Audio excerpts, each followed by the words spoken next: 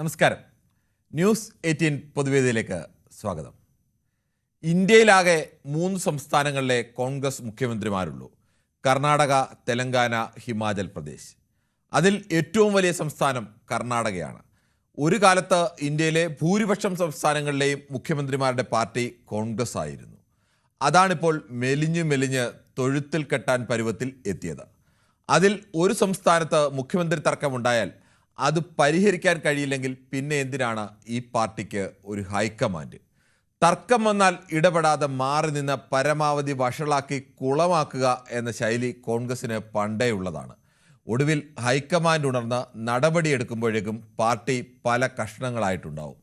അങ്ങനെയാണ് കയ്യിലിരുന്ന പല സംസ്ഥാനങ്ങളും കോൺഗ്രസ് കൊണ്ടുകളഞ്ഞത്. ഇപ്പോൾ കർണാടകയിൽ നിലവിലെ മുഖ്യമന്ത്രി സിദ്ധരാമയ്യയും കർണാടക PCC അധ്യക്ഷനും ഉപമുഖ്യമന്ത്രിയുമായ DK ശിവകുമാറും തമ്മിലാണ് തർക്കം. മുഖ്യമന്ത്രി പദവി 2.5 വർഷം വീതം എന്ന കരാർ ഉണ്ടായിരുന്നു എന്ന് ശിവകുമാറും, അങ്ങനെ ഒരു കരാറേ ഇല്ല എന്ന് സിദ്ധരാമയ്യ പക്ഷവും വാദിക്കുന്നു. ആദ്യഘട്ടത്തിൽ തർക്കം പാർട്ടിക്കുള്ളിലായിരുന്നു. എന്നാൽ അതിപ്പോൾ പരസ്യമായി കഴിഞ്ഞു. വാക്കുപാലിക്കണം, വാക്കാണ് ലോകശക്തി എന്ന് ശിവകുമാർ പരസ്യ പ്രതികരണം നടത്തിയത് ഹൈക്കമാൻഡിനെ ഉന്നം വെച്ചാണെന്നതിൽ യാതൊരു സംശയവുമില്ല. ഇരു നേതാക്കളുമായി ഹൈക്കമാൻഡ് ചർച്ച നടത്തി പ്രശ്നം പരിഹരിക്കുമെന്നാണ് കോൺഗ്രസ് അധ്യക്ഷൻ മല്ലികാർജുൻ ഖാർഗെ അവകാശപ്പെടുന്നത്. ആ ചർച്ചയിലെങ്കിലും പരിഹാരം കാണുമോ? അതോ പതിവ് ശൈലിയിൽ സംസ്ഥാനത്തെ കരുത്തരായ 2 നേതാക്കൾ തമ്മിലുള്ള തർക്കം കയ്യിലിരിക്കുന്ന ഒരു സംസ്ഥാനത്തെ കൂടി കളയുന്ന അവസ്ഥയിലേക്ക് കോൺഗ്രസ് ഹൈക്കമാൻഡ് കൊണ്ടെത്തിക്കുമോ? ഈ വിഷയമാണ് ന്യൂസ് 18 പൊതുവേദി ചർച്ച ചെയ്യുന്നത്. പ്രേക്ഷകർക്കും പ്രതികരിക്കാം.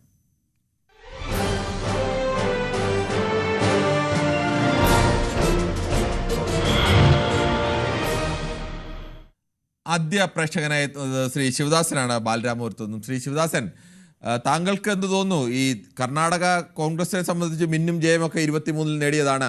അവിടെ ഇപ്പോൾ സിദ്ധരാമയ്യയും DK ശിവകുമാറും തമ്മിലുള്ള തർക്കമാണ്. ഈ കോൺഗ്രസിൻ്റെ രീതി എന്ന് പറഞ്ഞാൽ തർക്കം ഇങ്ങനെ നടക്കട്ടെ, മിണ്ടാതിരിക്കുക എന്നുള്ളതാണ് ഹൈക്കമാൻഡ്. ഇപ്പോൾ ആ തർക്കം പരസ്യമായി. ഇനിയിപ്പോൾ ഒടുവിൽ കോൺഗ്രസ് അധ്യക്ഷൻ നേരിട്ട് വിളിച്ച് എല്ലാവരുമായി ചർച്ച നടത്തി പരിഹരിക്കാമെന്നൊക്കെ പറയുന്നു.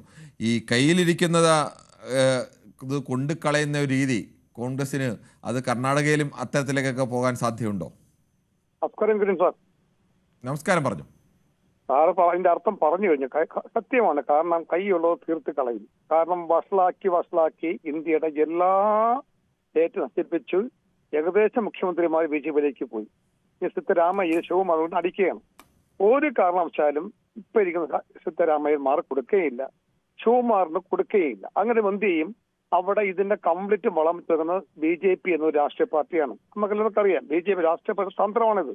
അപ്പോൾ ഇത് വെളി വന്നാൽ എന്ത് വില കൊടുത്തും വാങ്ങാൻ BJP നോക്കി നിൽക്കുകയാണ്. സിദ്ധരാമയ്യ ശരിയല്ല, ശിവകുമാരൻ ശരിയല്ല. നഷ്ടമാക്കാണ് കോൺഗ്രസിനാണ്. പക്ഷെ ഇനി വഷളായി കഴിഞ്ഞ് ഇനി എന്തൊക്കെ ചാടി എല്ലാം സാറേ വഷളാക്കിയാൽ പറഞ്ഞ് മനസ്സിലാക്കാൻ ആരിയിരിക്കുന്നു? ആര് AICC ഇരിക്കുന്നു? KC വേണുഗോപാൽ സാറിന്റെ ഞാൻ കോൺഗ്രസ്സുകാരനാണ്, എവിടെയും പറയാം ഞാൻ കോൺഗ്രസ്സുകാരനാണ്. ഞാൻ കോൺഗ്രസ്സുകാരൻ. ശിവദാസിന്റെ പേര് ശിവദാസൻ കോൺഗ്രസ്സുകാരൻ എന്നൊരു പേര് തന്നെയാണ് പാർട്ടിക്ക്. അതേപോലെ ഞാൻ കോൺഗ്രസ് വിശ്വാസമുള്ളവനാണ്. പക്ഷെ നശിപ്പിച്ചു, ആവേശമാക്കി. ഇനി കേരളം കൂടി അതും തീർത്തു. ഈ തെരഞ്ഞെടുപ്പില് ദൈവം സഹായിച്ച് നല്ല ജോലി ചെയ്ത് അധ്വാനിച്ചാലും കിട്ടുകയുള്ളൂ. പക്ഷെ കർണാടക ഇനി എന്തൊക്കെ പറഞ്ഞാലും അത് തകർന്നുപോയി. ഇനി സാറ് പറഞ്ഞ പോലെ ആ തരിപ്പണമായി കഴിഞ്ഞു. ഇനി എങ്ങനെ പോകുന്ന അവസ്ഥയിലൊന്നുമില്ല ശ്രീ ശിവദാസൻ. കർണാടകയിൽ തർക്കം നിൽക്കുന്നു, അങ്ങനെ തകർന്നു പോയി എന്നുള്ള അവസ്ഥയിലില്ല. തകർന്നതിനുള്ള സാധ്യത ഇങ്ങനെ തർക്കങ്ങളൊക്കെ ഉണ്ടാകുമ്പോൾ പലപ്പോഴും ഉണ്ട് എന്നുള്ളതാണ്. ശ്രീ മുഹമ്മദാണ് മഞ്ചേരിയിൽ നിന്നും. ശ്രീ മുഹമ്മദ്, ഈ കോൺഗ്രസിൻ്റെ ഒരു പതിവ് ശൈലി എന്ന് പറഞ്ഞാൽ ഏതെങ്കിലും സംസ്ഥാനത്ത് തർക്കമുണ്ടെങ്കിൽ അതിങ്ങനെ തർക്കം അവിടെ കിടക്കട്ടെ എന്ന് പറഞ്ഞാൽ തുടക്കത്തിൽ പരിഹരിക്കത്തില്ല. നാട്ടിലൊക്കെ പണ്ട് പറയാറില്ലേ, സൂചി കൊണ്ട് എടുക്കേണ്ടത് അവസാനം തുമ്പ കൊണ്ട് എടുക്കേണ്ടി വരുന്ന അവസ്ഥ എന്നൊക്കെ പറഞ്ഞു. അങ്ങനെയാണോ ഇപ്പോൾ കർണാടകയിൽ നിൽക്കുന്നത്? നമസ്കാരമുണ്ട് സാറേ. നമസ്കാരമുണ്ട്. ഇവരെ അവിടെ ഭരണം ആരെങ്കിലും ഒരാൾ മദ്യം പറഞ്ഞാണ്ട് ഒരാളെ മുഖ്യമന്ത്രിയാക്കിയാൽ ഓരോ കയറ്റിയ ജനങ്ങൾക്കൊരു സമാധാനം ഉണ്ടാവും. കാരണം ഇവരെ വോട്ട് ചെയ്താലുള്ള ജയിപ്പിച്ചതിന് മനുഷ്യൻ അവരും കൂടി വളരെ മനസ്സമാധാനക്കേട് കൊടുക്കുകയാണ് ഇറ്റങ്ങള് കോൺഗ്രസ്സുകാർ. അപ്പോ എനിക്കൊന്ന് പറയാനുള്ളത്, ഇത് മുൻ ആള് പറഞ്ഞ ഇവിടെ പോലും പറ്റ കുളം തോണ്ടിയിരിക്കുന്നു. ഇനി അവിടെ ഒരു മുഖ്യമന്ത്രി ഉണ്ടായ അവിടെ അടുത്തൊരു കോൺഗ്രസ് മുഖ്യമന്ത്രി ഉണ്ട് എന്നുള്ളവർക്ക് അവര് നിൽക്കാം. അതുകൊണ്ട് ഇനിയിപ്പോ ഡൽഹിയിലൊക്കെ പോയിട്ട് അവിടെ ഓലൊക്കെ കണ്ട് തീരുമാനമാക്കിയാണ്ട് വന്ന് ആരെങ്കിലും ഒരാൾ നിന്നിട്ടുണ്ടെങ്കിൽ ആ നിന്നാൽ ഓല് തമ്മിൽ വീണ്ടും പയറ്റുണ്ടാവും. കാരണം എന്ന് വെച്ചാൽ ഒരാൾക്ക് 2.5 കൊല്ലം ആദ്യം വേണം, 2.5 കൊല്ലം പിന്നെ വേണമെന്നൊക്കെ ഈ പറഞ്ഞുകൊണ്ടിരിക്കുകയാണ്. അപ്പൊ ഈ തർക്കം ഉണ്ടാകുക എന്ന് പറഞ്ഞാൽ അത് കോൺഗ്രസിലും മനുഷ്യന്മാരാണ്, അതായത് ഓലാ സ്ഥാനത്തേക്ക് എത്തിച്ചത്. അപ്പൊ അവരെ മാനിച്ചെന്നേലും വലിയ അടിപിടിയൊക്കെ ഒന്ന് നിർത്തണം. അടിപിടിയൊക്കെ നിർത്തിയാൽ അവര് രണ്ടാമത് മറ്റു പല പാർട്ടിക്കും മുൻ ശ്രീ മുഹമ്മദാണ് മഞ്ചേരിയിൽ നിന്നും. ശ്രീ ദിവാകരനാണ് തലശ്ശേരിയിൽ നിന്നും. ശ്രീ ദിവാകരൻ, താങ്കൾക്ക് എന്ത് തോന്നുന്നു, എത്ര വന്നാലും പഠിക്കില്ല എന്ന് ചിലരെ കുറിച്ചൊക്കെ പറയും.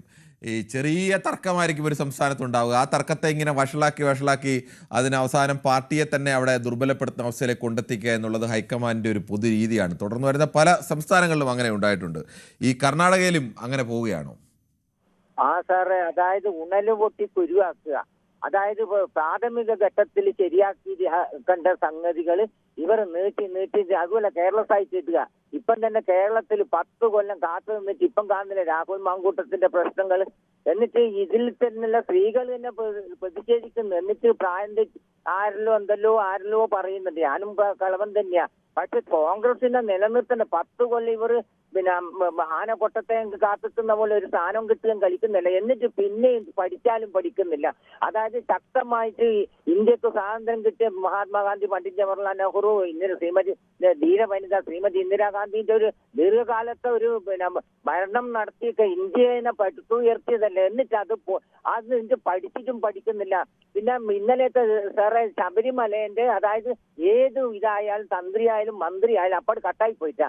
തന്ത്രിയായാലും മന്ത്രിയായാലും തെറ്റ് ചെയ്താലും നമ്മുടെ വിഷയം അതല്ല. ശ്രീ പ്രദീപാണ് ഇടുക്കിയിൽ നിന്നും.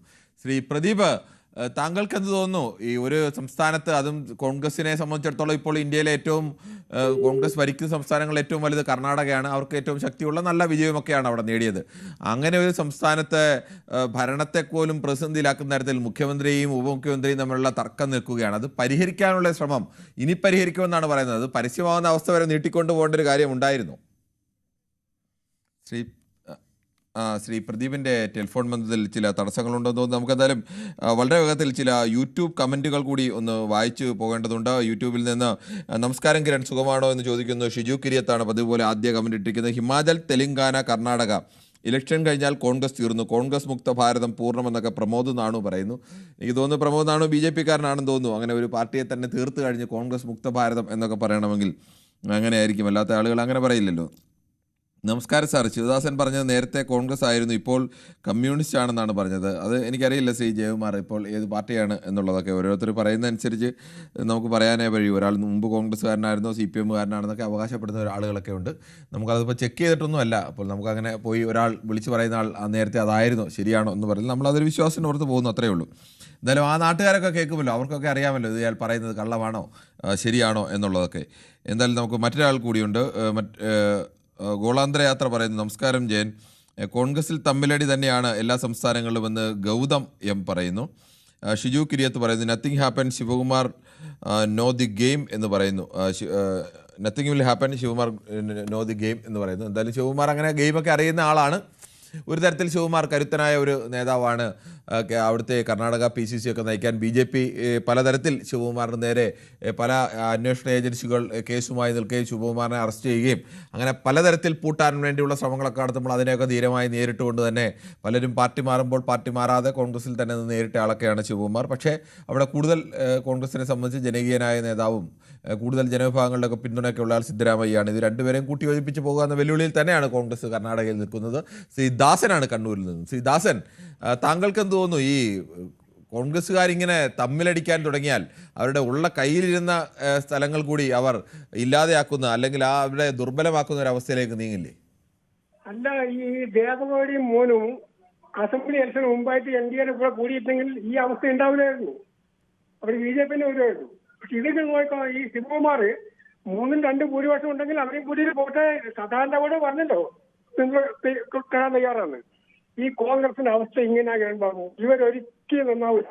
നമ്മളെ കേരളത്തിലെ അവസ്ഥ ഇപ്പൊ നോക്കണം. നിങ്ങൾ ഇപ്പൊ നല്ല എല്ലാ തരത്തിലും കോൺഗ്രസ് നല്ല എല്ലാവരും പ്രവചിച്ചു, നല്ല സാധ്യത ഉണ്ട്. ഇപ്പൊ എന്താ അവസ്ഥ? ഈ കോൺഗ്രസിലെ കാര്യം ഇത് ഏതാണ്ട് ഉപ്പ് വെച്ച നിലം പോലെ എല്ലാം മൊത്തം ദ്രവിച്ച് തീരും. അവസാനം വേറെ ഒന്നും പറയാനില്ല പാവങ്ങളെ പറ്റി. ശരി, ശ്രീ ദാസനാണ് പ്രതികരിച്ചത്. ശ്രീ സുനിലാണ് ദുബൈയിൽ നിന്നാണ് വിളിക്കുന്നത്. ശ്രീ സുനിൽ, താങ്കൾക്ക് ഈ വിഷയത്തിൽ എന്താണ് അഭിപ്രായമുള്ളത്?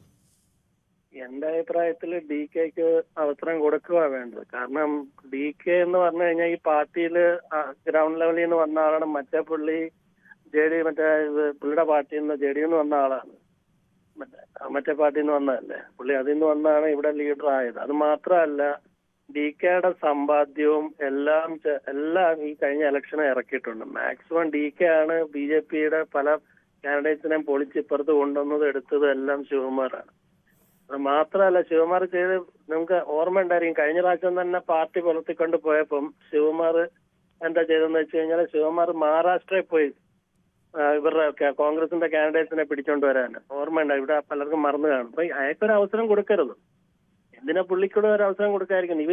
ഇവര് ടേം പറഞ്ഞിട്ടുണ്ട്, അതനുസരിച്ച് അതിന് ഹൈക്കമാൻഡ് എന്ന് പറഞ്ഞ ഈ കൂട്ടർക്ക് എടുക്കാൻ ധൈര്യം വേണം. കാരണം രാജസ്ഥാനിൽ തന്നെ അല്ലേ സംഭവിച്ചത്.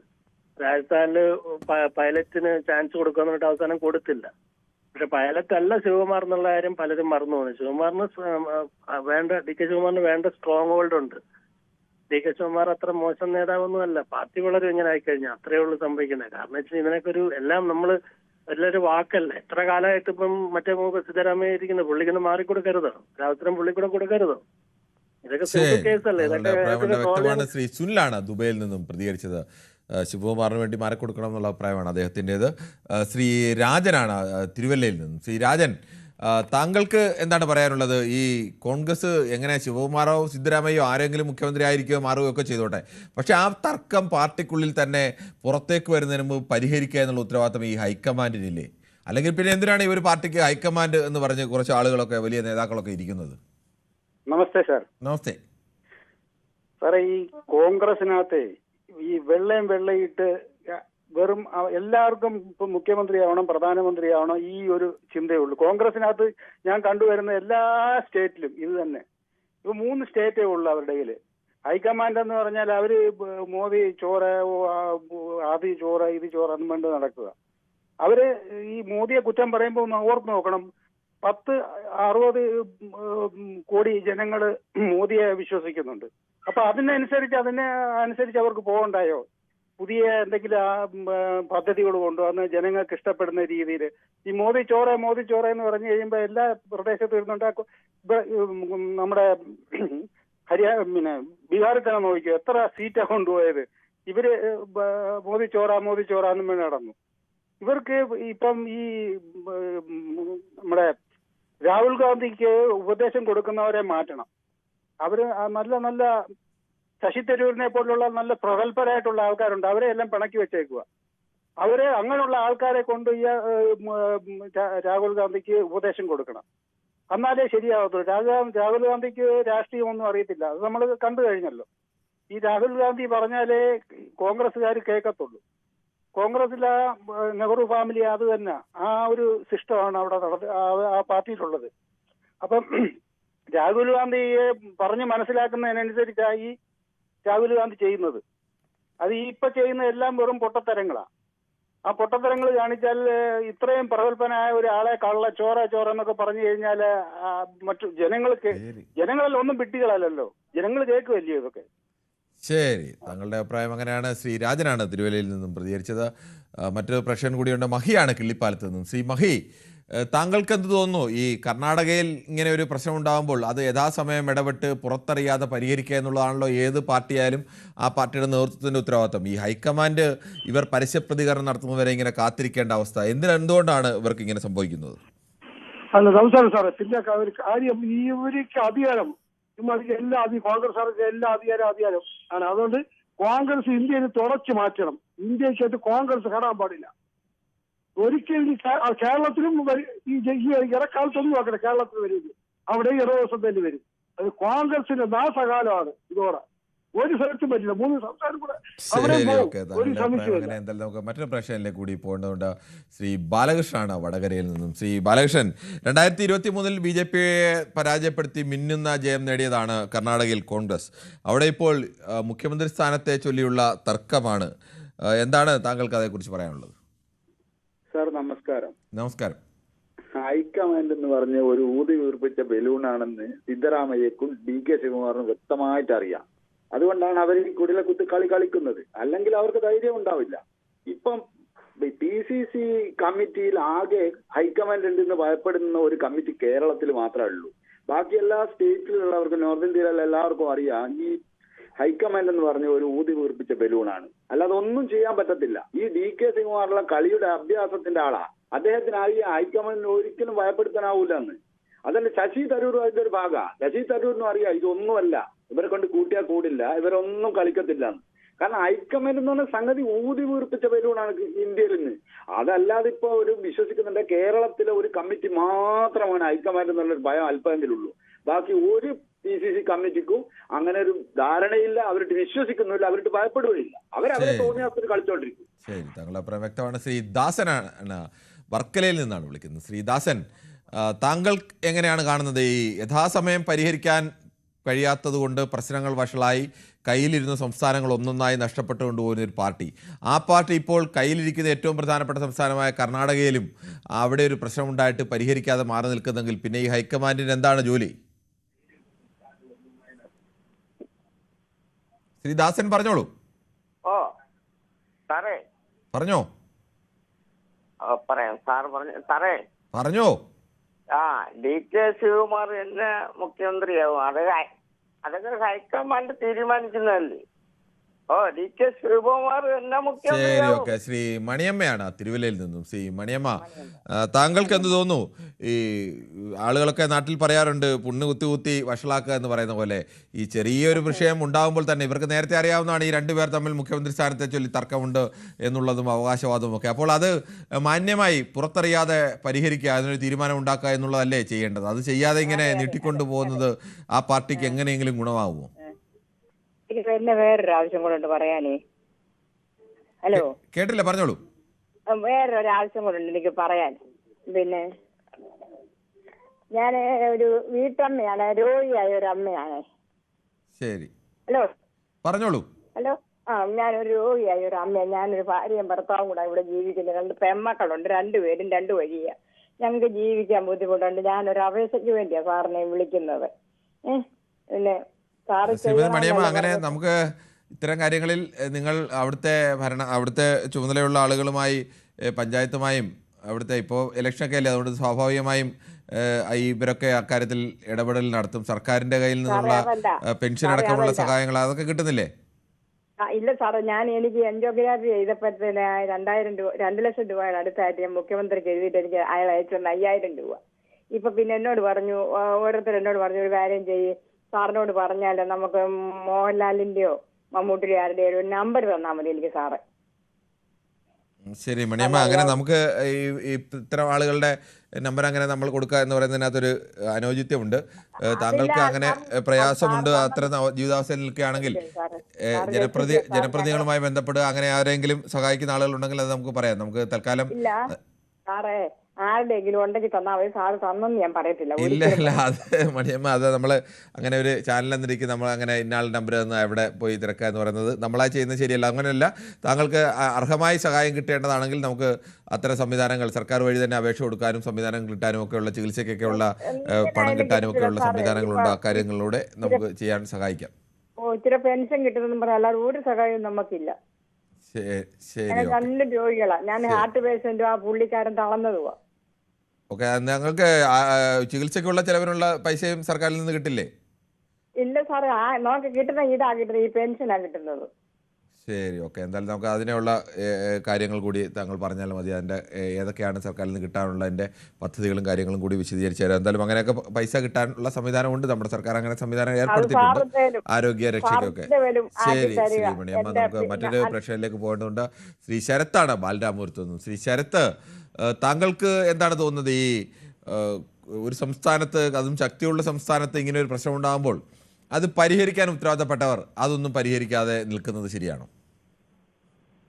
എനിക്ക് പറയാനുള്ളത്, ഇനിയിപ്പോ അടുത്ത വീണ്ടും പ്രശ്നം വരാനുള്ള ടൈമായി. ഇവിടെ രാഹുൽ ഗാന്ധി നയിക്കുന്ന ഈ കോൺഫറൻസിൽ ശശി തരൂർ സാറ് തന്നെ ഇപ്പൊ പലപ്പോഴും അങ്ങോട്ടും ഇങ്ങോട്ടും ചാടി നിൽക്കുന്നത്. ഇതിന്റെ ഇടയ്ക്ക് കൂടെ അധികാരത്തിന് വേണ്ടി ഇവർ 2 പേരും കൂടി അങ്ങോട്ട് തർക്കിക്കപ്പെടും. ഈ പാർട്ടി ഇനി അടുത്ത വീണ്ടും ഒരു ഇലക്ഷൻ വരുമ്പോൾ പരസ്പരം ഒരുമിച്ച് നിന്ന് ഹൈക്കമാൻഡ് പറയുന്നത് കേട്ടിട്ട് ഒരുമിച്ച് നിന്ന് അവർ മത്സരിച്ച് അതിനകത്ത് ഒരു ഐക്യത ഉണ്ടാക്കിയെടുക്കണം. ഇല്ലെങ്കിൽ ഓരോ സ്ഥലങ്ങളിലും അവർക്ക് കിട്ടിക്കൊണ്ടിരിക്കുന്ന ഈ സീറ്റുകളും കുറഞ്ഞുകൊണ്ടിരിക്കും, മറ്റു പലരും അത് കയറി വന്നുകൊണ്ടിരിക്കും. പരസ്പരം ഒരു ധാരണയില്ല. ഇവര് ഈ കോൺഗ്രസിനകത്ത് ഏറ്റവും വലിയ പ്രശ്നം എന്ന് പറഞ്ഞാൽ ഒരു ഐക്യത ഇപ്പൊ നിലവിലില്ല. കാരണം എല്ലാവർക്കും അധികാരം കിട്ടണം, എല്ലാവർക്കും ഒരു സ്ഥാനത്തിന് മറ്റൊരാൾ പറയുന്നത് കേൾക്കാനോ അതനുസരിച്ചിട്ട് നിൽക്കാനോ ഇല്ല. അധികാരം ഏറ്റവും ടോപ്പിൽ ആർക്ക് എത്താം എന്ന് വരുമ്പോഴും പാർട്ടിയിൽ ഇതേപോലെ വിള്ളലുകളുണ്ടാവും. അവര് തമ്മിലുള്ള ഒരു ഐക്യത അവർ തന്നെ ഉണ്ടാക്കിയെടുക്കേണ്ടതാണ്. ശരി, താങ്കളുടെ അഭിപ്രായം വളരെ വ്യക്തമാണ്. നമുക്ക് മറ്റൊരു പ്രശ്നത്തിലേക്ക് പോകുമ്പോൾ ഏതാനും ചില യൂട്യൂബ് കമൻറ്റുകൾ കൂടി വായിക്കേണ്ടതുണ്ട്. യൂട്യൂബിൽ കുറേയേറെ കമൻറ്റുകളായെന്ന് തോന്നുന്നു. നമ്മൾ ആദ്യത്തെ കമൻറ്റുകൾ കഴിഞ്ഞാൽ കോൺഗ്രസ്സൊക്കെ ബി ജെ പിക്കാർക്കോ ഒക്കെ സംസാരിക്കാം. അങ്ങനെ അത് റിജു മാഷ് എന്ന് പറയുന്ന ആളിന് ഈ പൊതുവേദിയുടെ രീതിയെക്കുറിച്ച് അറിവില്ലാഞ്ഞിട്ടായിരിക്കും. ആർക്കും വിളിക്കാം, ഏത് പാർട്ടിക്കാരനും ഏത് ആളിനും വിളിക്കാം. അങ്ങനെ ഒരുപാട് സ്ഥിരമായി വിളിക്കുന്ന ബി ജെ പിക്കാരും ഒക്കെ ഉണ്ട്, ബി ജെ പിക്കാരും ആർ എസ് എസ്സുകാരും ഒക്കെ ഉണ്ട് അങ്ങനെ സ്ഥിരമായി വിളിക്കുന്ന ആളുകൾ. കേരളത്തിലെ കമ്മ്യൂണിസ്റ്റ് പാർട്ടിക്ക് മുഖ്യമന്ത്രിക്കെതിരെ 1000 വിഷയം ഉണ്ടായിട്ടും കിരൺ കർണാടക തപ്പി നടക്കുന്നു, കഷ്ടമെന്ന് ഗോളാന്തര യാത്ര പറയുന്നു. ശ്രീ ഗോളാന്തര യാത്ര, താങ്കൾക്ക് ഇങ്ങനെ എപ്പോഴും ഈ ദോഷൈക ദൃക്കായതുകൊണ്ട് താങ്കൾ അങ്ങനെയൊക്കെ പറയും. ഈ കഴിഞ്ഞ ദിവസത്തിലെടുത്ത വിഷയം എന്തായിരുന്നു, അതിന് മുമ്പിലത്തെ ദിവസത്തെ വിഷയം എന്തായിരുന്നു, കഴിഞ്ഞ 2 ആഴ്ചയിലെടുത്ത വിഷയമെല്ലാം യൂട്യൂബിൽ കിടപ്പുണ്ട്. ആ യൂട്യൂബിൽ എടുത്തൊന്ന് നോക്കണം. എപ്പോഴും താങ്കൾ വിളിക്കുമ്പോഴും ഒക്കെ ഈ വസ്തുപരമായ കാര്യങ്ങളല്ല പലപ്പോഴും പറയുന്നത്, വസ്തുയ്ക്ക് നിരക്കാത്ത ചില ആരോപണങ്ങൾ നിരന്തരം ഉന്നയിക്കുക. അത് ശരിയല്ല ശ്രീ ഗോളാന്തര യാത്ര. പകുതി MLA-മാരെയും കൊണ്ട് സിദ്ധരാമയ്യ BJP-യിൽ പോകും, DK CM ആക്കിയാലെന്ന് ശ്രീജിത് സോമൻ പറയുന്നു. എന്തായാലും BJP-ക്കെതിരെയൊക്കെ നിലപാടെടുക്കുന്ന സിദ്ധരാമയ്യെ പോലെ ഒരു നേതാവ് എന്തായാലും BJP-യിൽ പോകുമെന്ന് നമുക്ക് തൽക്കാലം പ്രതീക്ഷിക്കാനാവില്ല. 20 വർഷം തടവിന് സൃഷ്ടിച്ച ഒരു ക്രിമിനൽ കമ്മ്യൂണിസ്റ്റ് പാർട്ടിക്ക് വേണ്ടി പഞ്ചായത്തിൽ മത്സരിക്കുന്നു, അതിനെക്കുറിച്ച് ചർച്ച വേണ്ടേ എന്ന് ഗോളാന്തര യാത്ര ചോദിക്കുന്നു. അത് അങ്ങനെ ചർച്ച ചെയ്യേണ്ട ഒരു പ്രധാനപ്പെട്ട വിഷയമായി തോന്നുന്നില്ല ശ്രീ ഗോളാന്തര യാത്ര. ക്രിമിനൽ കേസിലൊക്കെ പ്രതികളായ ശിക്ഷിക്കപ്പെട്ട ഒരുപാട് പേർ നമ്മുടെ രാഷ്ട്രീയത്തിലുണ്ട്. അതൊക്കെ ധാർമ്മികതയുടെ പുറത്തുണ്ടാകുന്ന അയാൾ പഞ്ചായത്തിലേക്ക് മത്സരിക്കുന്നതിൻ്റെ പേരിൽ അതിന് മുകളിലൊക്കെ കോടതികളുണ്ടല്ലോ, അതൊക്കെ വരട്ടെ. അങ്ങനെ അതൊരു കേരളം മുഴുവൻ എടുത്ത് ചർച്ച ചെയ്യേണ്ട ഒരു ഗൗരവം അതിന് കാണാത്തത് കൊണ്ട് തന്നെയാണ് ചർച്ച ചെയ്യാത്തതും. കേരളത്തിലെ ഏതെങ്കിലും മാധ്യമങ്ങൾ അതൊരു വലിയ വാർത്തയായി കൊടുത്തു. അതൊരു വാർത്തയാണ്, സംശയമൊന്നുമില്ല. അങ്ങനെ ചെയ്യണോ വേണ്ടെന്നൊക്കെ ആ പാർട്ടിയാണ് തീരുമാനിക്കേണ്ടത്. ആ പാർട്ടിയുടെ ധാർമ്മികതയെ കൂടി അടിസ്ഥാനമാക്കിയിരിക്കുകയാണ്. വീണ്ടും മറ്റേ പഴയ കമൻറ്റ് തന്നെ ഗോളാന്തര യാത്ര എഴുതിക്കൊണ്ട് ഇരിക്കുകയാണ്. അതോടൊപ്പം തന്നെ വീണ്ടും ശ്രീനിവാസൻ, എന്തിനാ കർണാടകയിൽ പോകണം, കേരളത്തിൽ മൊത്തം അടിയല്ലേ കോൺഗ്രസ് എന്ന് ശ്രീന വിവേക് ആണ് ചോദിക്കുന്നത്. ജയകുമാർ SSLC പറയുന്നു, ഉണ്ട്, ഈ പരിപാടി കാരണം ഞാൻ 5 മണി കഴിഞ്ഞേ പോകത്തുള്ളൂ, ഒരു കല്യാണ പാർട്ടി കൂടി ഉണ്ട് എന്നൊക്കെ പറയുന്നു. മറ്റെന്തോ പരിപാടി ഉണ്ടോ എന്ന് ചോദിച്ചത് വെച്ചിട്ടാണ് പറയുന്നത്. എന്താ കിരണ് കമ്മ്യൂണിസ്റ്റ് പാർട്ടിയുമായുള്ള ബന്ധം വെച്ചാണ് മണിയമ്മച്ചി വിളിച്ചത്, അവരെ വിഷമിപ്പിക്കാതെ അവരെ സഹായിക്കണം എന്ന് പറയുന്നു. നമുക്ക് അങ്ങനെ വിളിക്കുന്ന ആളുകളെല്ലാം സഹായിക്കാനുള്ള സംവിധാനമല്ല. നമുക്ക് അത്തരം കാര്യങ്ങളുണ്ടെങ്കിൽ സർക്കാരിൻ്റെ ശ്രദ്ധയിൽപ്പെടുത്തുക, അല്ല ചാനലുകളല്ല ഇതൊന്നും സഹായിക്കേണ്ടത്. ഞങ്ങളുടെ ഉത്തരവാദിത്തം അത് സർക്കാരിൻ്റെ ശ്രദ്ധയിൽപ്പെടുത്തുക, ആ ശ്രദ്ധയിൽപ്പെടുത്തി പദ്ധതികളുണ്ട്, ആ പദ്ധതികളിൽ നിന്ന് പണം അവരുടെ ബോധവൽക്കരണം അവർക്ക് കൊടുക്കുക എന്നുള്ളത് കൂടിയാണ്. അത് ഈ സമയത്ത് ഏറ്റവും കൂടുതൽ കിട്ടുന്ന ഒരു ഘട്ടം കൂടിയാണ്. ഗോളാന്തര യാത്രയ്ക്ക് സഹായിക്കാൻ കഴിയുന്ന ആളാണല്ലോ താങ്കൾ, ഒന്ന് സഹായിച്ചാൽ നന്നായിരുന്നു എന്നതുകൂടി താങ്കളെ അറിയിക്കുകയാണ്.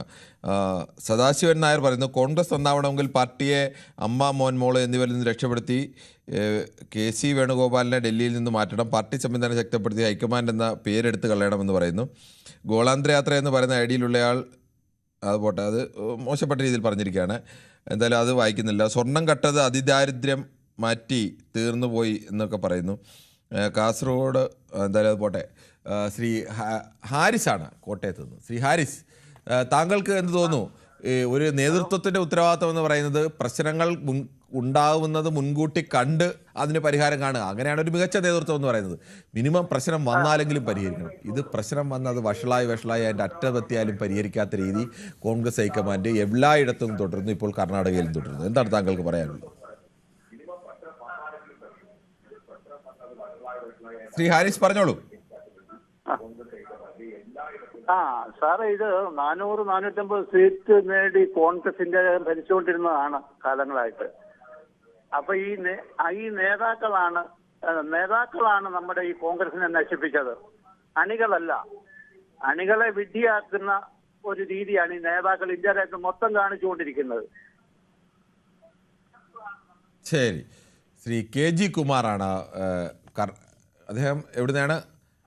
കൊട്ടാരക്കരയിൽ നിന്ന്. ശ്രീ KG കുമാർ, താങ്കൾക്ക് ഈ വിഷയത്തിൽ എന്താണ് പറയാനുള്ളത്? ഈ ഹൈക്കമാൻഡിന്റെ കാര്യം താങ്കൾ പറഞ്ഞല്ലോ. ഹൈക്കമാൻഡ് അല്ല, ഒരു ലോ കമാൻഡ് പോലും ഇല്ലാത്ത ഒരു അവസ്ഥയാണ് കോൺഗ്രസിന്. കാരണം എന്താന്ന് ചോദിച്ചു കഴിഞ്ഞാല് ഈ സോണിയാഗാന്ധിയും രാഹുൽ ഗാന്ധിയും കൂടെ വരുന്ന ഒരു പരിപാടിയിൽ ഈ മല്ലികാർജുൻ ഖാർഗെ വന്നു കഴിഞ്ഞാൽ ഈ കേരളത്തിൽ നിന്നുള്ള തന്നെ പല എംപിമാരെയും ഞാൻ വിഷ്വൽ കണ്ടിട്ടുണ്ട്. ഒരാളും അദ്ദേഹത്തെ തിരിഞ്ഞു, അതായത് കണ്ടതായിട്ട് പോലും ഭാവിക്കുന്നില്ല. അപ്പൊ കോൺഗ്രസിന്റെ പ്രസിഡന്റിന് ഇത്രേ വില ഉള്ളു. അപ്പൊ ഇതേപോലൊക്കെ ഉള്ള അങ്ങനെ കേരളത്തിലെ നേതാക്കളൊന്നും അങ്ങനെ മല്ലികാർജുൻ ഖാർഗെയോട് താങ്കൾ അത് പറയുന്നത് ശരിയല്ല. കേരളത്തിലെ നേതാക്കളൊക്കെ അവരുടെ പാർട്ടിയുടെ പ്രസിഡന്റിനോട് അർഹമായ ബഹുമാനമൊക്കെ കാണിക്കുന്ന ആളുകളൊക്കെ തന്നെ. അല്ലല്ല ഇവരെ കാണുന്ന ആ ഒരു ഇതിൽ കാണുന്നില്ല. ഞാൻ ഈ അടുത്ത സമയത്ത് കണ്ടതാണ്.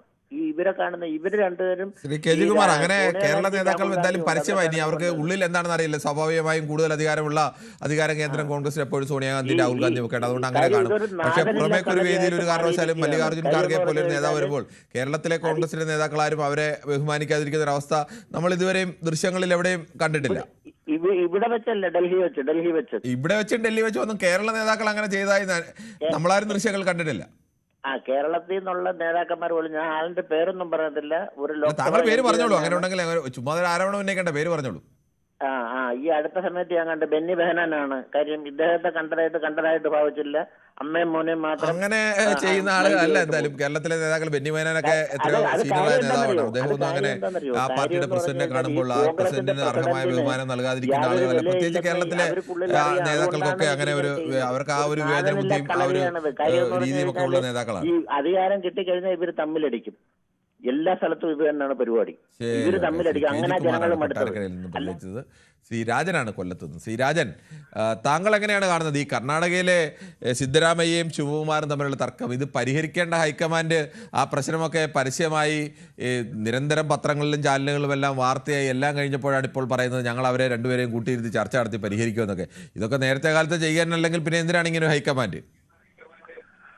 സാറേ, എനിക്ക് പറയാനുള്ള എന്താണെന്ന് ചോദിച്ചാൽ 2030 ഇന്ത്യയിൽ നിന്ന് കോൺഗ്രസ് തൂത്ത് എറിയപ്പെടുമെന്നുള്ളതാണ്. അത് മിക്കവാറും നടക്കുന്ന ലക്ഷണമാണ് കാണുന്നത്. പിന്നെ സിദ്ധരാമയ്യ വളരെ നല്ലവനാണ്. 100 കോടിയായി ഇ ഡി പിടിച്ചോണ്ട് പോയത്. അത് സാർ കണ്ടല്ലോ, മനോരമയ്ക്കകത്ത് വന്ന വാർത്തയാണ്, ഇല്ലെന്ന് പറയരുത്. പിന്നെ അതുപോലെ 2-3 ഏക്കർ സ്ഥലത്തിന്റെ കേസ് നടന്നുകൊണ്ടിരിക്കുക അവിടെ ബാംഗ്ലൂരില്. അതും നമ്മുടെ വിഷയം അതല്ല ശ്രീരാജൻ, നമുക്ക് ഈ വിഷയത്തിലേക്ക് ഒന്ന് സംസാരിക്കും. അത് തന്നെയാ പറഞ്ഞത്. പിന്നെ ഡി കെ ശിവകുമാർ ഒരിക്കലും മുഖ്യമന്ത്രിയാകാൻ പോകുന്നില്ല. പുള്ളി ഇത് പൊട്ടിച്ച് വലിച്ചെറിഞ്ഞുകൊണ്ട് പോയേ ഉള്ളൂ രക്ഷ. കാരണം അങ്ങേര് മറ്റേ ആളെ ഒരിക്കലും മാറിക്കൊടുക്കാൻ പോകുന്നില്ല. പിന്നെ മൂന്നാമത്തെ കാര്യം, ഇന്ന് പത്മകുമാർ പറഞ്ഞിട്ടുണ്ട് തന്ത്രിയാണ് ഇതിന്റെ പുറകിലെന്ന്. കംപ്ലീറ്റ് ദൈവതുല്യനായ അതല്ല വിഷയം. ശ്രീ രാജു ആണ് വയലാറിൽ നിന്ന്. ശ്രീ രാജു, കോൺഗ്രസിനെ പോലെ ഒരു പാർട്ടി ഈ നിരന്തരം വന്നിട്ടും പഠിക്കുന്നില്ല എന്നൊക്കെ പറഞ്ഞ് ചിലർ തല്ലണ്ടമ്മാവ ഞാൻ നന്നാവില്ല എന്ന് പറയുന്നത് പോലെ ഈ ഇങ്ങനെ സംസ്ഥാനങ്ങളിലെ നേതാക്കൾ തമ്മിലുള്ള തർക്കങ്ങളിൽ ഇടപെടാതെ അത് വഷളായി മോശമായി അവിടുത്തെ പാർട്ടി തന്നെ തകരുന്ന അവസ്ഥയിലേക്ക് പല സംസ്ഥാനങ്ങളും പോയി ഇപ്പോൾ അവിടെ തിരിഞ്ഞു പോലും കയറാൻ കഴിയാത്ത അവസ്ഥയിലേക്ക് എത്തുകയും ചെയ്തിട്ടുണ്ട്. എന്നിട്ടും എന്താണ് പഠിക്കാത്തത്? പഠിക്കല. കാരണം ഇന്ത്യ രാജ്യം 3-2 ഭൂരിപക്ഷത്തോട് പരിചയിച്ചൊരു പാർട്ടിയാണ് കോൺഗ്രസ് എന്ന് പറഞ്ഞ പാർട്ടി. അവരിത് ചുരുങ്ങി അവസാനം ഈ നമ്മളിപ്പോ ഇവിടുത്തെ AICCയുടെ ഒരു സെക്രട്ടറി ഉണ്ടല്ലോ, ശ്രീ KC വേണുഗോപാൽ, അദ്ദേഹം ഇപ്പൊ ബീഹാർ പിടിച്ചു കൊടുത്തു. കാരണം അവിടെ ഇന്ത്യ സഖ്യം എന്നുള്ള സഖ്യത്തിന് തുരങ്കം വെച്ചുകൊണ്ടാണ് അവിടെ അവർ പ്രവർത്തിച്ചത്. CPയുടെ സീറ്റിൽ വരെയും കയറി കോൺഗ്രസ് മത്സരിച്ചു. അങ്ങനെ ആ സഖ്യം അവിടെ ഇല്ലാതെ ഒരു പ്രധാന പ്രതിപക്ഷം തന്നെ ബീഹാറിൽ ഇല്ലാതെയായി. അതേപോലെ തന്നെ ഇപ്പൊ കർണാടകത്തിൽ എന്ന് പറയുമ്പോൾ ശിവകുമാറും സിദ്ധരാമയ്യയും തമ്മിലുള്ള വടംവലിയാണ്. ഈ വടംവലിയിൽ നിന്ന് രക്ഷപ്പെടാൻ വേണ്ടിയിട്ടാണ് നമ്മുടെ രാഹുൽ ഗാന്ധി അതേപോലെ തന്നെ പ്രിയങ്ക ഇവരെല്ലാം അഭയാർത്ഥികളായിട്ട് കേരളത്തിലേക്ക് എത്തിയിരിക്കുന്നത്. ഇതിന്റെ സെക്രട്ടറി എന്ന് പറയുന്ന ഈ KC രാജ്യസഭയിലേക്ക് കർണാടകത്തിൽ നിന്ന് MP ആയ ആളാണ്.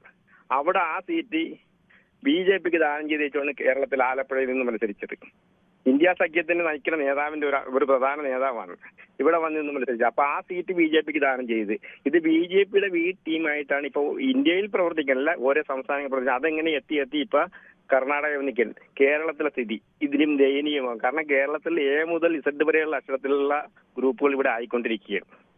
ആ അവസ്ഥയിലേക്കാണ് ഈ സാധനം നശിപ്പിച്ചെടുത്ത് ഈ ഇന്ത്യ രാജ്യം മൊത്തത്തിൽ ഹിന്ദു വർഗീയവാദികളുടെ കയ്യിലേക്ക് കൊടുക്കാനുള്ള പ്ലാനാണ് ഇവരുടെ കയ്യിലിരിക്കുന്നത്. ഇത് ഇവരെല്ലാവരും കൂടി അങ്ങോട്ട് പോകും. സിദ്ധരാമയ്യയും പോകും, DK ശിവകുമാറും പോകും. അത് ഉറപ്പായ കാര്യമാണ്. അടുത്ത തെരഞ്ഞെടുപ്പിൽ ഇവരെല്ലാവരും BJPയുടെ സ്ഥാനാർത്ഥികളായിട്ട് കർണാടകത്തിൽ നിന്ന് മത്സരിക്കും. രണ്ട് അഭയാർത്ഥികളായിട്ട് ഇവിടെ നിന്ന് പോയിരിക്കുന്ന MP-മാര് രാഹുൽ ഗാന്ധി, മറ്റേ പ്രിയങ്ക ഗാന്ധി. ശ്രീ രാജു, ശ്രീ സന്തോഷാണോ വെള്ളരിക്കുണ്ടിൽ നിന്നും? ശ്രീ സന്തോഷ്, താങ്കൾക്ക് എന്ത് തോന്നുന്നു? കയ്യിലിരിക്കുന്ന ഏറ്റവും പ്രധാനപ്പെട്ട സംസ്ഥാനം, ആ സംസ്ഥാനത്ത് ഒരു പ്രശ്നം ഉണ്ടാകുമ്പോൾ അത് പരിഹരിക്കാൻ കഴിയുന്നില്ലെങ്കിൽ പിന്നെ എന്തിനാണ് ഈ ഹൈക്കമാൻഡ് എന്ന് പറഞ്ഞ് സംവിധാനമൊക്കെ കോൺഗ്രസ് വെച്ചിരിക്കുന്നത്? പറഞ്ഞോളൂ. കയ്യിലുള്ളതിനെ പറത്തി വിട്ടിട്ട് പറക്കുന്നതിനെ പിടിക്കേണ്ടി വരുന്ന അവസ്ഥയാണ് കോൺഗ്രസിന് ഇന്നുള്ളത്. ഇന്ത്യയിൽ 10-60 വർഷം ഭരിച്ച ഒരു ദേശീയ പാർട്ടിയുടെ പതനം ഇനി കയറുവാൻ സാധ്യത വളരെ വിരളമാണ്. അധികാരം കിട്ടിയതിന്റെ അഹങ്കാരത്തിന്റെ പരിണിത ഫലമാണ്. ഇനി കോൺഗ്രസിന് ഇന്ത്യയിൽ പച്ചപിടിക്കാൻ സാധ്യത വളരെ കുറവാണ്. ലോപിച്ച് 3 സംസ്ഥാനത്തിലേക്ക് അധപ്പതിച്ചു പോയി. എല്ലാവർക്കും നേതാവാകണം എന്നുള്ള ഒരു ദുഷിച്ച ചിന്താഗതി വന്ന് അതുകൊണ്ടാണ് കോൺഗ്രസിന് ഈ പതനം സംഭവിച്ചത്. ഇത്ര മാത്രമേ പറയാനുള്ളൂ. ശരി, താങ്കളുടെ അഭിപ്രായം വ്യക്തമാണ്. ശ്രീ ഇടയമുരളിയാണ് കൊല്ലത്ത് നിന്നും. ശ്രീ ഇടയമുരളി, താങ്കൾക്ക് എന്ത് തോന്നുന്നു? യഥാസമയം പരിഹരിക്കേണ്ടത് പരിഹരിച്ചില്ലെങ്കിൽ ഉണ്ടാകുന്ന അപകടത്തെക്കുറിച്ച് നന്നായി അറിയുന്ന പാർട്ടിയാണ് കോൺഗ്രസ്. എന്നിട്ടും എന്തേ കർണാടകയിൽ വേണ്ട സമയത്ത് ഇടപെടുന്നില്ല? സാറേ നമസ്കാരം. ഞാൻ മറ്റൊരു കാര്യം സൂചിപ്പിക്കട്ടെ. നമ്മളെ ഈ ന്യൂസ് 80 ചാനലിലെ ഫേസ്ബുക്കിനകത്ത് ഈ പൊതുവേദി സെപ്പറേറ്റ് ആയിട്ട് വരുമായിരുന്നു നേരത്തെ. ഇപ്പൊ വരുന്നില്ല. പറയാം, ഞാൻ ചോദിക്കാം ഫേസ്ബുക്കുകാരോട് അത് എന്താണ് ഇട്ടില്ലയോ എന്ന് ചോദിക്കാം. അത് ഇടാൻ പറയണം. കാര്യം ഫേസ്ബുക്കിനകത്ത് നമുക്ക് പിന്നെ കേൾക്കണമെന്നുണ്ടെങ്കിലേ അത് യൂട്യൂബിൽ കിട്ടും, കൃത്യമായി കിട്ടുന്നുണ്ട്. ഫേസ്ബുക്കിലും ഇടാൻ മറന്നുപോയെങ്കിൽ അവരോട് ഇടാൻ പറയാം. ഫേസ്ബുക്കിലാണ് നമുക്ക് കാണാൻ എളുപ്പം. പിന്നെ യൂട്യൂബിനകത്ത് ഇച്ചിരി പ്രയാസമാണ്. ഒരു പ്രയാസമില്ല. യൂട്യൂബിൽ ന്യൂസ് 18 കേരള എന്ന് അടിച്ചാൽ മതി. പൊതുവേദിയുടെ ലിങ്ക് അതിൽ കിടപ്പുണ്ട് എല്ലാം. താങ്കൾ പറഞ്ഞ അഭിപ്രായം ഞാൻ പറയാം, അതിന്റെ ഫേസ്ബുക്കിന്റെ ഉത്തരവാദപ്പെട്ടവരോട് പറയാം. ശരി. അപ്പോഴേ കർണാടകത്തിലെ സിദ്ധരാമയ്യ എന്ന് പറയാൻ നല്ല ഒന്നാം തരം ജനതാദളുകാരനാണ് സിദ്ധരാമയ്യ. അദ്ദേഹം അവിടെ ഈ ശിവകുമാറിനെക്കാട്ടിയും കൂടുതൽ രാഷ്ട്രീയമായിട്ട് പിന്നെ നല്ല ചാണക്യ തന്ത്രങ്ങൾ അറിയാമെന്ന നല്ലൊരു സോഷ്യലിസ്റ്റുകാരനാണ്, ജനതാദളുകാരനാണ് സിദ്ധരാമയ്യ. ഈ കോൺഗ്രസിന്റെ ഒരു ഗ്രൂപ്പ് അവിടെ കിടന്ന് പിന്നെ എന്തെങ്കിലും പ്രശ്നങ്ങൾ ഉണ്ടാക്കിയാലും അത് പിന്നെ വലിയ പ്രശ്നം ഉണ്ടാവത്തില്ല. കാര്യം കർണാടക എന്ന് പറയുന്ന സോഷ്യലിസ്റ്റുകാരുടെ ഈറ്റില്ലമാണ്, ബീഹാറിന്റെ കൂട്ട്. അവിടെ ഇനിയിപ്പോ കോൺഗ്രസ്സുകാർ എന്തെങ്കിലും പ്രശ്നം ഉണ്ടാക്കിയാൽ പോലും അടുത്ത തെരഞ്ഞെടുപ്പിൽ ജനതാദള നാഷണൽ ജനതാദളുടെ ടീം അവിടെ ഉണ്ട് കർണാടകയിലെ. അവരുടെ സ്ഥിതി നല്ല മെച്ചത്തിലാണല്ലോ അല്ലേ ഇതേ മുരളി? എങ്ങനെ? അവരുടെ സ്ഥിതി നല്ല മെച്ചത്തിലാണല്ലോ അവിടെ. അവിടെ ഉള്ള ജനതാദളം എന്ന് പറയുന്നത് നമ്മുടെ മുൻ പ്രധാനമന്ത്രി ദേവഗൌഡയും അദ്ദേഹത്തിന്റെ മകൻ കുമാരസ്വാമിയും BJPയുടെ ഒപ്പമാണ്. അതെ. അതെ. പക്ഷേ അത് അവിടുത്തെ ജനങ്ങൾക്ക്, ഈ ജനതാദളുകാർക്ക് BJP എന്നുള്ള ഒരു വർഗീയ പാർട്ടിയോട് അത്ര അടുത്ത് നിൽക്കുന്ന ഒരു സംസ്ഥാനമല്ല കർണാടക. അവിടെ സ്വതന്ത്രമായ ജനതാദളുകാരുണ്ട്. അതുകൊണ്ട് അടുത്ത ഒരു തെരഞ്ഞെടുപ്പ് വരുമ്പോ അവിടെ നാഷണൽ ജനതാദളിന്റെ ഒരു മുന്നേറ്റം കാണാം. ഇതേ മുരളി എല്ലാ ദിവസവും നാഷണൽ ജനതാദളിന്റെ മുന്നേറ്റത്തെ കുറിച്ച് പറയണമെന്നില്ല. ശ്രീ സൂപ്പിയാണ് വെള്ളമുണ്ടയിൽ നിന്ന്. ശ്രീ സൂപ്പി, താങ്കൾ എങ്ങനെയാണ് ഈ വിഷയത്തെ സമീപിക്കുന്നത്? നമസ്കാരം സാർ. നമസ്കാരമുണ്ട്, പറഞ്ഞു. അല്ല, നമ്മളെ അരുൺ സാറുടെ ഇലക്ഷനിൽ മത്സരിക്കാൻ പോയോ? ആരാ, മനു ആണോ? മനു. ഓക്കെ. മനു ലീവിലാണ്, അടുത്ത ദിവസം എത്തും. അതെയോ? ഞാൻ കുറെ വിളിക്കുന്നത്. പിന്നെ നമസ്കാരം. പിന്നെ എന്റെ അഭിപ്രായത്തിൽ കോൺഗ്രസ് ഈ കളി കളിച്ചാൽ ഏടെ എത്തുന്ന, കാരണം ഡൽഹി കേന്ദ്രം ഭരിക്കേണ്ട പാർട്ടിയാ. കർണാടക പോലും പിടിച്ചു നിൽക്കാൻ കഴിയാത്ത പാർട്ടിയാണ് മറ്റുള്ള സംസ്ഥാനത്തിൽ ഇങ്ങനെ പിന്നെ കുത്താൻ നോക്കുന്നത്. കാരണം കേരളത്തെ സംബന്ധിച്ചൊക്കെ കേരളത്തില് കോൺഗ്രസിന് വേരില്ല. ശരിക്കും പറഞ്ഞാൽ UDF എന്ന് പറഞ്ഞ സംസ്ഥാനം ലീഗിനെ കൊണ്ട് മാത്രമേ നിലനിൽക്കുന്നത്. അതുകൊണ്ട് കർണാടകത്തിലും ഈ സ്ഥിതി പോയാൽ കോൺഗ്രസ് നശിക്കും. അതുകൊണ്ട് സിദ്ധരാമയ്യയും ശിവകുമാറും ഒരേ രീതിയിൽ പോയിട്ടില്ലെങ്കിൽ അപകടം തന്നെയാണെന്നാണ് എന്റെ അഭിപ്രായം. ശരി, താങ്കളുടെ അഭിപ്രായം വളരെ വ്യക്തമാണ്. എന്തായാലും നമുക്ക് ഈ വിഷയത്തിൽ ചർച്ച തുടരേണ്ടതുണ്ട്. ഒരു ചെറിയ ഇടവേളയ്ക്ക് ശേഷം.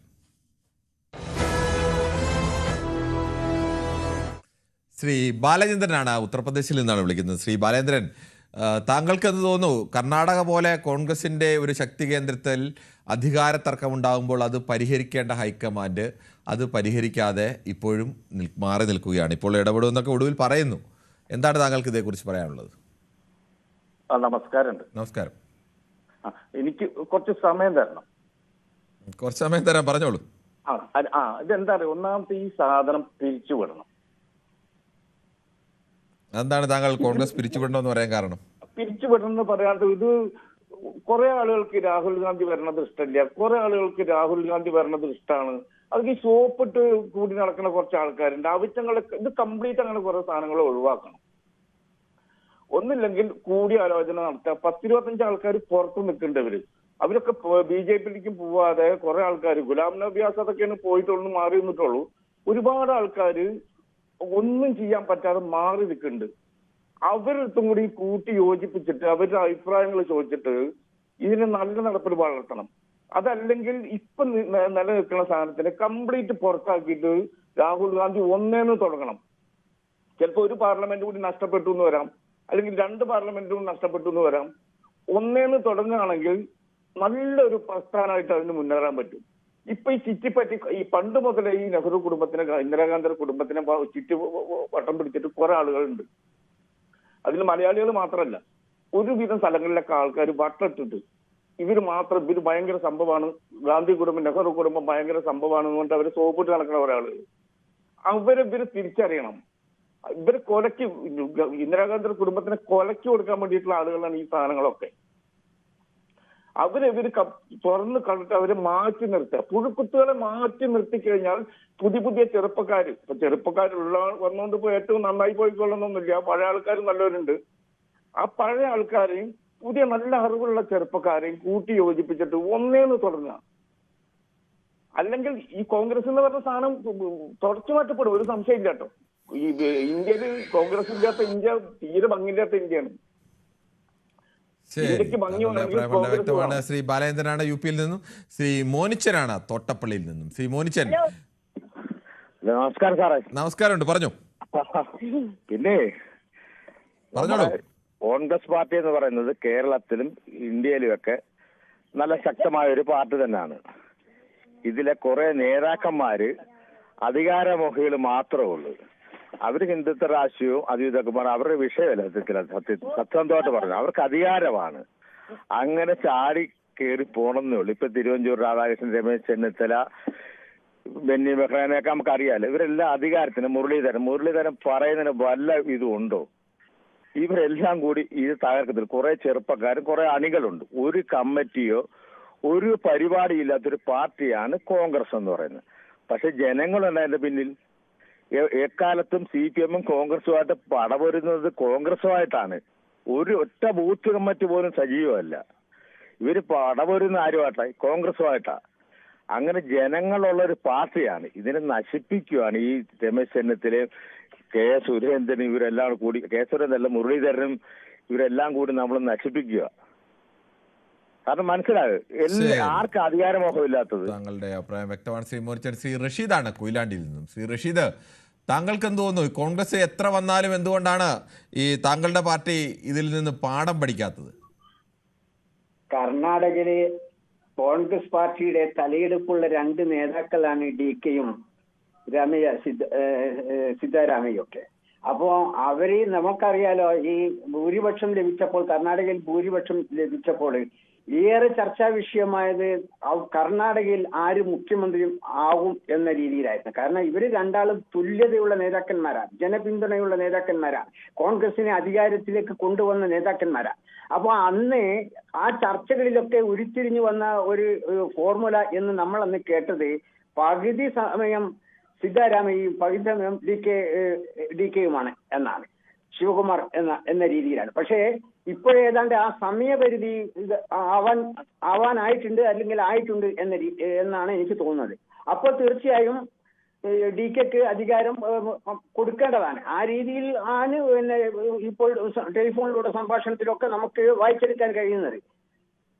അപ്പോ അങ്ങനെ വരുമ്പോൾ തീർച്ചയായിട്ടും ശ്രീ റഷീദ്, അതൊന്നുമല്ല ചോദ്യം.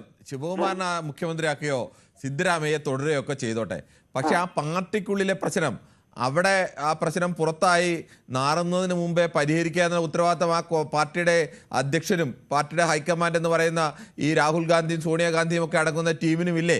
പിന്നെ എന്തിനാണ് അവരോട് ഇരിക്കുന്നത്? തീർച്ചയായിട്ടും അത് വേണ്ട വിധത്തിൽ കൈകാര്യം ചെയ്യും. നിങ്ങൾ എന്ന് ചെയ്യുമെന്നാണ് ഇതെല്ലാം നിന്ന് ഇതുപോലെ വഷളായാണ് ഓരോ സംസ്ഥാനത്തായിട്ട് പോയത്. ആന്ധ്രാപ്രദേശൊക്കെ അറിയാമല്ലോ, 1 UPA സർക്കാരിന്റെ കാലത്തും 2 UPA സർക്കാരിന്റെ കാലത്തും ഒക്കെ അവിടെ ഉണ്ടായിരുന്ന ശേഷി അറിയാമല്ലോ എങ്ങനെയാണ് പോയത്. ജനാധിപത്യ പാർട്ടി എന്നുള്ള നിലയിൽ തീർച്ചയായിട്ടും അസ്വാരസ്യങ്ങൾ സ്വാഭാവികമാണ്. ജനാധിപത്യം അസ്വാരസ്യമൊന്നുമല്ല, ഇങ്ങനെ അടിച്ചടിച്ച് തമ്മിൽ അടിച്ചല്ലേ നിങ്ങളുടെ പാർട്ടി എല്ലാ സ്ഥലത്തും പോയത്. ഏകോപനം ഉണ്ടാവും എന്നുണ്ടാകുമെന്ന് ഇനി ഉണ്ടാകുമ്പോഴത്തേക്ക് രണ്ട് കഷ്ണമാകുന്ന അവസ്ഥ എത്തില്ലേ പല സ്ഥലത്തും. കർണാടകത്തിൽ അങ്ങനത്തെ ഒരു പ്രശ്നമേ വരില്ല. ഈ ചർച്ചയൊക്കെ വെറുതെയാ. എന്തായാലും അവിടെ ഒരു പ്രശ്നം വരികയില്ല. ഇവര് രണ്ടുപേരും നമ്മൾ ഇരിക്കുന്നത് കാണുന്നില്ലേ, എത്ര സന്തോഷത്തിൽ മറ്റു സംസ്ഥാനങ്ങളിലെ നേതാക്കളെ ഇരിക്കാത്തതുമൊക്കെ ചാനലിലെ ക്യാമറയ്ക്ക് മുന്നിൽ ചിരിക്കുന്നത് പോലെയല്ലോ. ചാനൽ ക്യാമറയ്ക്ക് മുന്നിൽ എല്ലാം ചിരിക്കും.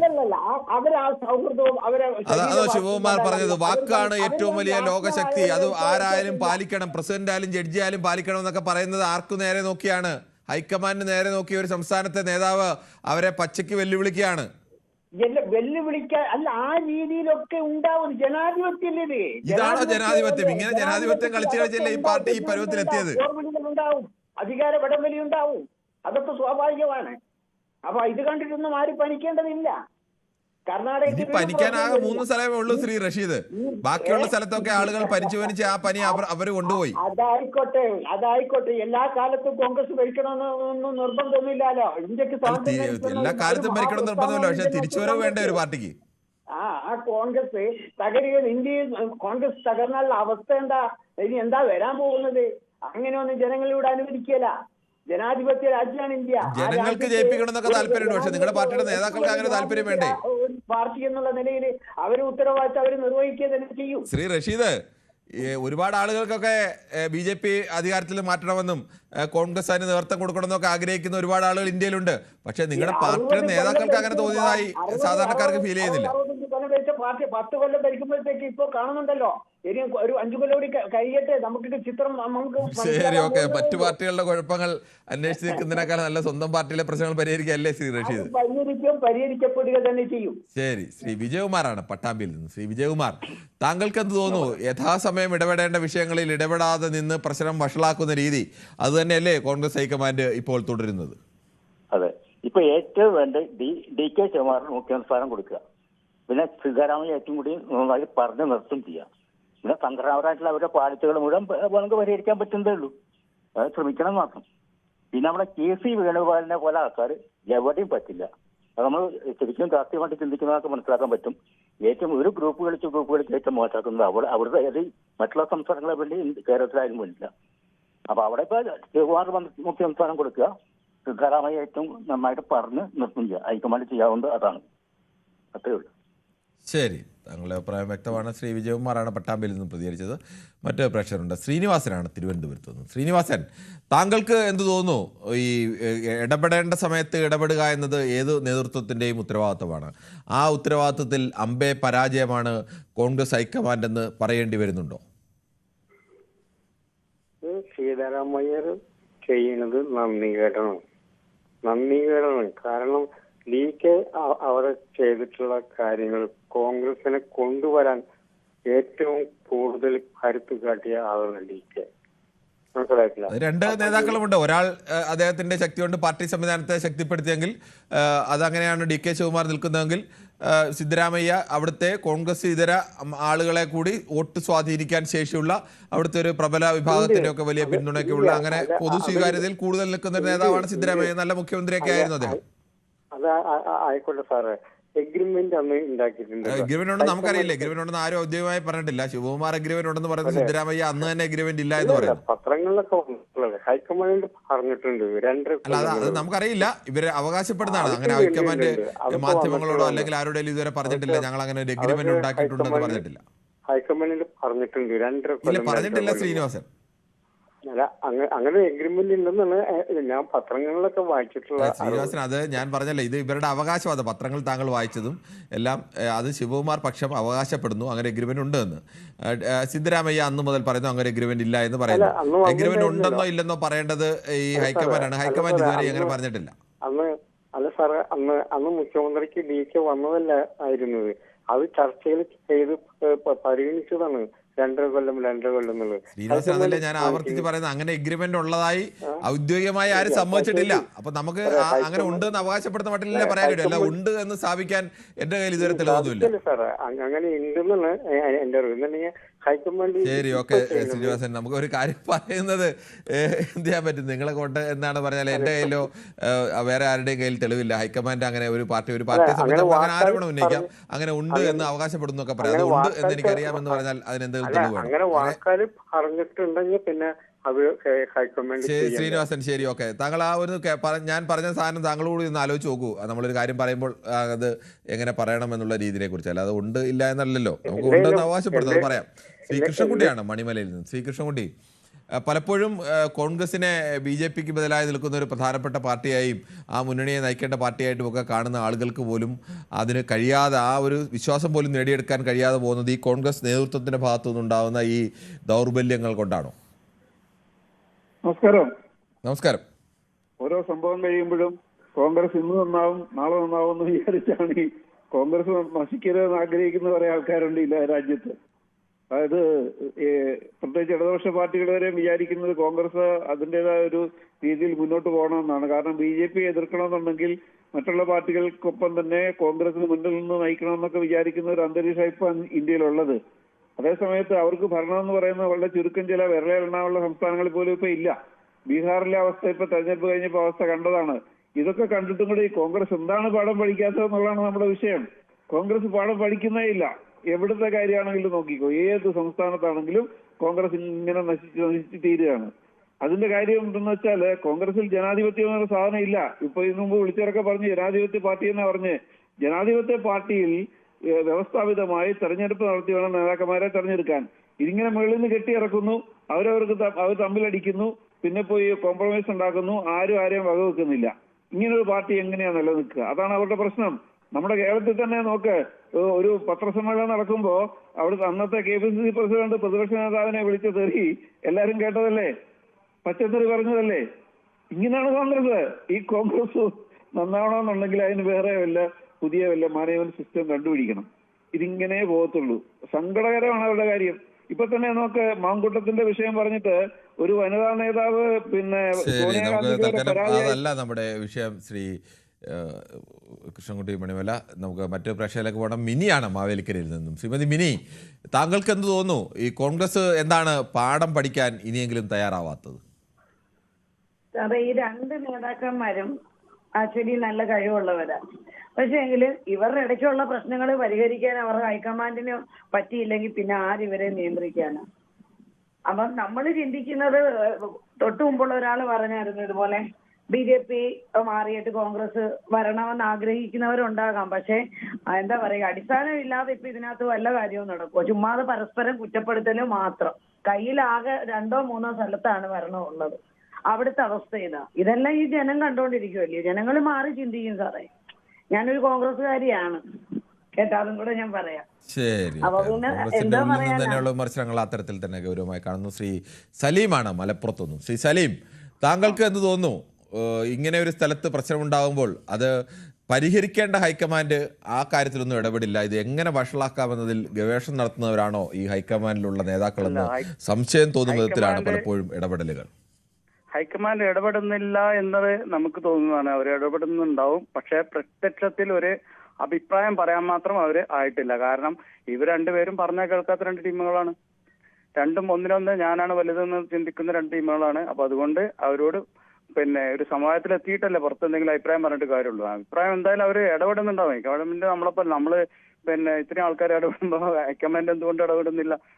ഞാൻ ഇടപെടൽ എന്ന് ഉദ്ദേശിച്ചത് കോൺഗ്രസിന് ഭരണമുള്ള 3 സംസ്ഥാനങ്ങളിൽ പ്രധാനപ്പെട്ട സംസ്ഥാനത്ത് ഇങ്ങനെ ഒരു പ്രശ്നം ഉണ്ടാകുമെന്ന് പൊടുന്നനെ ഉണ്ടായ പ്രശ്നമല്ല.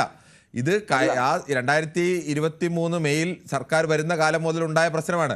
അപ്പോൾ ഇത് ഉണ്ടാവുന്നതിന് മുമ്പ് തന്നെ അതിനെങ്ങനെ പരിഹാരം വേണം എന്നൊരു ധാരണ ഉണ്ടാക്കി അങ്ങനെ പരിഹരിക്കാനുള്ള സമയം ആവശ്യം പോലെ ഉണ്ടായിരുന്നു ഹൈക്കമാൻഡിന് മുന്നിൽ. അന്നൊന്നും പരിഹരിക്കാതെ ഇന്നിപ്പോൾ പരസ്യമാകുന്ന അവസ്ഥ കൊണ്ടെത്തിച്ചത് അവരുടെ ദൗർബല്യമല്ലേ? തീർച്ചയായിട്ടും ഹൈക്കമാൻഡ് എന്ന് പറഞ്ഞാൽ അവർ പറഞ്ഞാൽ കേൾക്കുന്ന നേതാക്കളല്ല. ഇന്ന് രണ്ട് കാര്യം, ഒന്ന് മെയിനായിട്ട് പണ്ടൊരു ആശയത്തിന്റെ പേരിൽ അല്ലെങ്കിൽ ഒരു ലക്ഷ്യത്തിന്റെ പേരിലായിരുന്നു കോൺഗ്രസ് പ്രസ്ഥാനം ഉണ്ടായത്. ഇന്ന് ലക്ഷ്യം എന്ന് പറഞ്ഞാൽ ഭരണം മാത്രമാണ്. ഭരിക്കുക, എങ്ങനെ ഭരിക്കുക, അതിൽ നിന്ന് എന്തൊക്കെ നേടിയെടുക്കാൻ പറ്റുന്നുള്ളത് നോക്കുക എന്നുള്ളത്. അതുകൊണ്ട് അങ്ങനത്തെ രണ്ട് നേതാക്കളെ എന്ത് ആശയത്തിന്റെ പേരിലാണ് അവരെ പിടിച്ചു മാറ്റാൻ അവർക്ക് കഴിയുക? ഹൈക്കമാൻഡിന് അവരെ ഒന്നിനൊന്ന്, അവർക്ക് ഭരണം മാത്രമേ അവരെ മുന്നിലുള്ള ഇതുള്ളൂ. ഭരിക്കണം, ഞങ്ങൾക്ക് ഭരിക്കണം, എനിക്ക് മുഖ്യമന്ത്രിയാണോ അല്ലെങ്കിൽ എനിക്ക് എന്റെ ആളുകൾക്ക് സ്ഥാനം കിട്ടണം എന്നുള്ള നോട്ടം മാത്രമേ ഉള്ളൂ. അല്ലാണ്ട് വേറെ പിന്നെ ഒരു എത്തിക്സിന്റെ പേരിലോ മറ്റുള്ള ഇതിന്റെ പേരിലോ പ്രത്യയശാസ്ത്രത്തിന്റെ പേരിലൊന്നും അവര് കോൺഗ്രസ് ആയതും ആ കോൺഗ്രസ് ഒന്നും ഇല്ല.